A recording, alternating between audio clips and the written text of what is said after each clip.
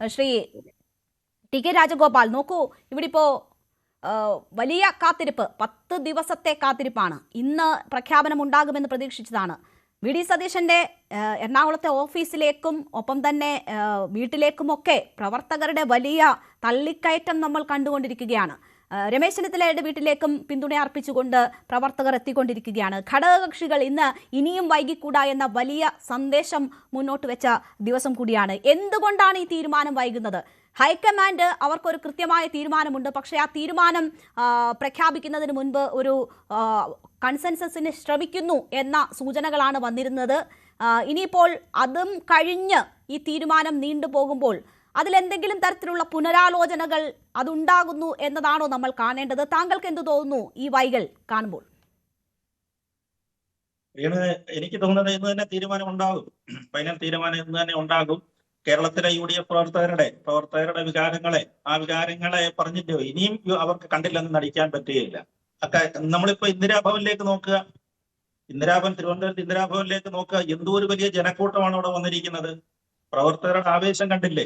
അവരുടെ നേതാവിനെ അറിയാൻ, ആരാണ് ഞങ്ങളെ അടുത്ത 5 വർഷത്തേക്ക് നയിക്കുന്നതെന്ന് അറിയുന്നതിനായിട്ട് വലിയ ജനക്കൂട്ടമാണ്. അതിനകത്ത് നമ്മളിപ്പോ പറഞ്ഞില്ലേ, വി ഡി സതീശന്റെ പറവൂരിലെ വീട്ടിലേക്ക് പോയതോ അല്ലെങ്കിൽ രമേശ് ചെന്നിത്തലയുടെ വീട്ടിലേക്ക് പോയതോ ഒരു പക്ഷെങ്കിൽ അവരെ സ്നേഹിക്കുന്ന ആളുകളായിരിക്കാം.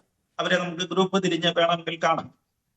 അപ്പോൾ KC വേണുഗോപാൽ ഡൽഹിയിലായതുകൊണ്ട് പിന്നെ അത്തരം കാര്യങ്ങളൊന്നും നടക്കുന്നില്ല എന്നുള്ളതേ ഉള്ളൂ. പക്ഷെ ഇന്ദിരാഭവനിൽ കൂടി നിൽക്കുന്ന ആളുകൾ ആരാണ്? കേരളത്തിലെ യഥാർത്ഥ UDFന്റെ പ്രവർത്തകരാണ്. അവരിൽ പല അഭിപ്രായങ്ങളും ഉള്ള ആളുകളുണ്ടാകും. അവരെല്ലാവരും ആകാംക്ഷയോടെ ഇന്ന് ഏതാണ്ട് ഒരു 4 മണിയോടുകൂടി തന്നെ ഇന്ദിരാഭവൻ നിറഞ്ഞ് കവിഞ്ഞിരിക്കുകയാണ്. ഞാൻ ഈ അടുത്ത കാലത്തൊന്നും ഇത്രയും വലിയ ഒരു ആൾക്കൂട്ടം ഇന്ദിരാഭവനിൽ കണ്ടിട്ടില്ല. അപ്പൊ അതിനെ മാനിക്കും, തീർച്ചയായിട്ടും അവരുടെ വികാരത്തെ മാനിച്ചു തന്നെ ഒരു തീരുമാനം ഉണ്ടാകും. അതുകൊണ്ടാണ് ലാസ്റ്റ് മിനിറ്റ് ചർച്ചയാണ് ഇപ്പൊ നടന്നിരിക്കുന്നത്.